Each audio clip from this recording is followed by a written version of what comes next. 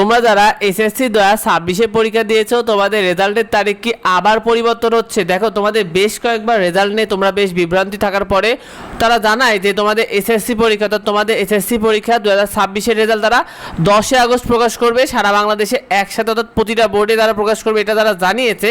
তবে তারা আরও কথা বলেছে যে তোমাদের ফলাফল প্রাপ্তির নিয়মাবলী পরবর্তীতে বিজ্ঞপ্তিতে জানা যাবে, অর্থাৎ তোমাদের রেজাল্ট নিয়ে আরও নোটিশ প্রকাশ হবে। রেজাল্ট নিয়ে এই নোটিশটা কিন্তু চূড়ান্ত করবে না, আরও নোটিশ প্রকাশ হবে তোমাদের রেজাল্ট নিয়ে, এটাই তারা জানিয়েছে শিক্ষার্থী। আর এক্ষেত্রে তোমাদের এসএসসি পরীক্ষার রেজাল্ট 2026 নিয়ে তোমাদের এসএসসি 2026 রেজাল্ট প্রকাশ করতে চেয়েছিল তারা 20 জুলাই, অর্থাৎ নিয়ম অনুযায়ী তোমাদের 60 দিন, এই 60 দিনের মধ্যে তোমাদের 20 জুলাই তোমাদের রেজাল্ট প্রকাশ করতে চেয়েছিল। পরবর্তীতে বোর্ড জানায় তাদের 20 জুলাই যে তাদের রেজাল্টের কাজ শেষ হয় না, যার কারণে তারা বলে যে 5 দিনের মধ্যে তোমাদের রেজাল্টগুলো শিক্ষা মন্ত্রণালয়ের কাছে জমা দিবে।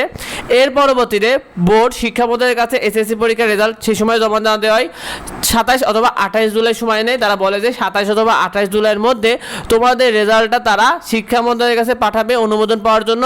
বোর্ড যদি 27 অথবা 28 জুলাইয়ের মধ্যে তোমাদের রেজাল্টটা শিক্ষা মন্ত্রণালয়ের কাছে পাঠিয়ে দিত, সেক্ষেত্রে তোমাদের রেজাল্টটা কিন্তু প্রকাশের সম্ভাবনা ধরা হয়েছিল যে সম্ভাব্য যে 30 জুলাইয়ের মধ্যে তোমাদের রেজাল্টটা তোমরা পেয়ে যেতে, যদি তারা 27 এবং 28 জুলাইয়ের মধ্যে সব বোর্ডগুলো একসাথে রেজাল্টগুলো শিক্ষা মন্ত্রণালয়ের কাছে পাঠাতে পারতো, সেক্ষেত্রে অনুমোদন পেয়ে 30 জুলাইয়ের মধ্যে তোমাদের রেজাল্ট কিন্তু প্রকাশ হয়ে যেত।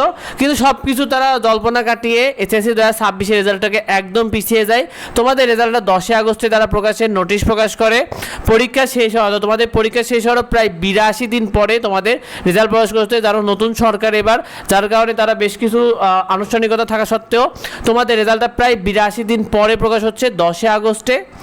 এর পরবর্তীতে তোমাদের বেশ কিছু বিষয় রয়েছে, এখানেও তোমাদের রেজাল্টের তারিখ কি পরিবর্তন হবে। দেখো তোমাদের এসএসসি পরীক্ষার রেজাল্ট নিয়ে আরও নোটিশ প্রকাশ হবে, যেটা তাদের বিজ্ঞপ্তিতে জানিয়েছে।